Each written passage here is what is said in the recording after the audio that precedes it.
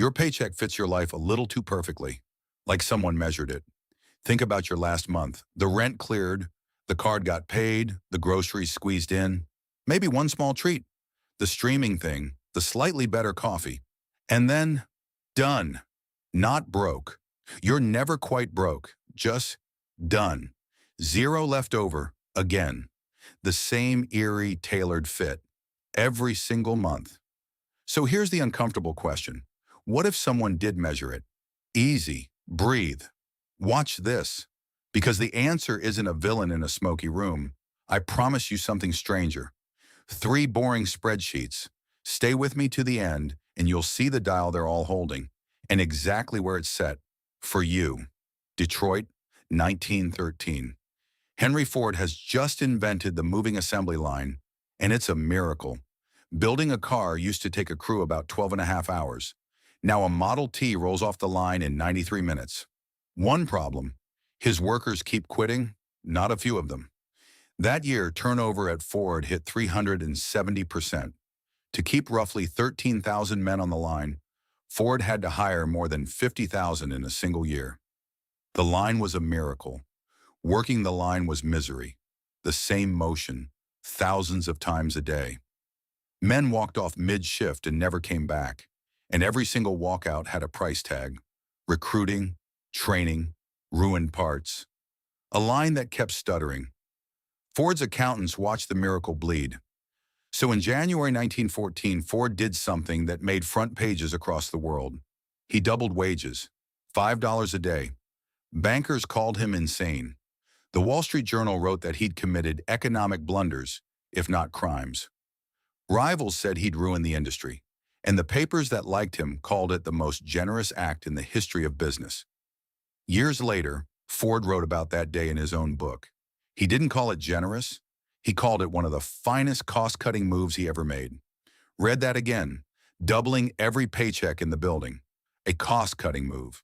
Because Ford understood something before almost anyone said it out loud. A wage is not a reward. A wage is a dial. You turn it to the exact point where the machine stops breaking.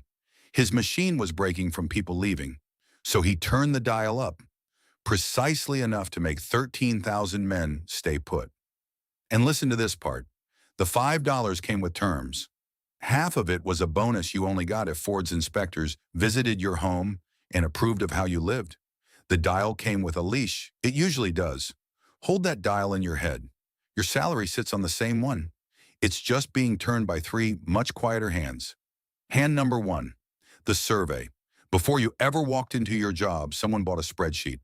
Compensation surveys, real products sold by real firms, thousands of dollars a copy, listing what everyone with your title in your city gets paid.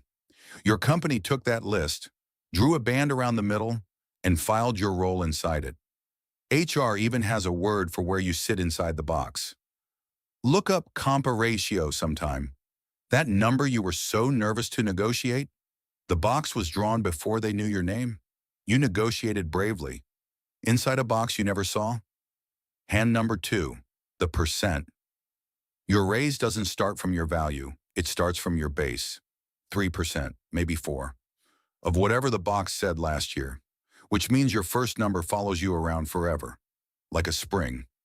Pull hard, it stretches a little. Let go, it snaps back toward the band. 3% of just enough is still just enough. The anchor never resets, not from the inside. Hand number 3, the sensor. This is the one nobody explains to you. The dial doesn't listen to your effort. It listens to your exits. The Federal Reserve Bank of Atlanta runs a public wage growth tracker. You can look it up tonight. It splits workers into 2 lines, people who stayed in their job and people who switched. Year after year after year, the switchers line runs on top. Not sometimes, as the rule. And you've seen this sensor fire in real life. It's the oldest office story there is. Someone hands in their resignation, and suddenly that same afternoon, money appears. A counteroffer, 15, 20%, out of nowhere. Where was that money last month? Sitting behind the dial, waiting for the sensor to trip. If you're hearing all this and thinking, so it's not that I'm bad at asking, it's not that I'm bad with money, No, it's not you. This is the median experience. Almost everyone inside a pay band lives this exact tailored fit. You weren't failing the system. You were sitting precisely where it filed you. Now, turn the canvas. You thought your paycheck measured your work. Look again at the three hands, the survey, the spring, the sensor. Not one of them measures your work. Not one. They measure your door, how likely you are to walk through it, what it would cost to pull someone new through it. The number on your pay slip isn't tracking your desk, it's tracking your exit. Zoom out.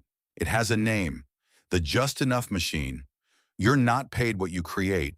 You're paid what it costs to keep you. Enough to stay, never enough to stop. And here's the strangest part. Nobody is twirling a mustache. The survey is just a spreadsheet doing spreadsheet things. The percent is just a policy. The sensor is just a market sensing. Every hand on the dial is boring, rational, and defensible in a meeting. That's exactly what makes it invisible. Evil gets noticed. Optimization just runs quietly on payroll software. But Ford proved something else 110 years ago. The dial turns both ways. The moment keeping people cost more than paying them, the number doubled overnight. Overnight. The machine can always pay more. The instant staying is worth more than replacing. It did it in 1914 with front page drama. It does it today in a quiet counteroffer email.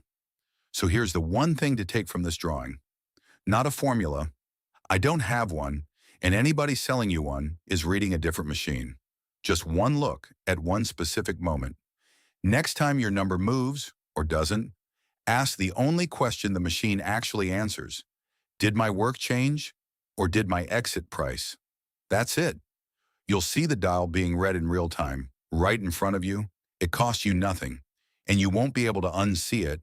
That too perfect fit you feel every month, it was never your failure. It was calibration. See the machine. Don't be the fuel. We draw one machine a week, the next one is already on the board.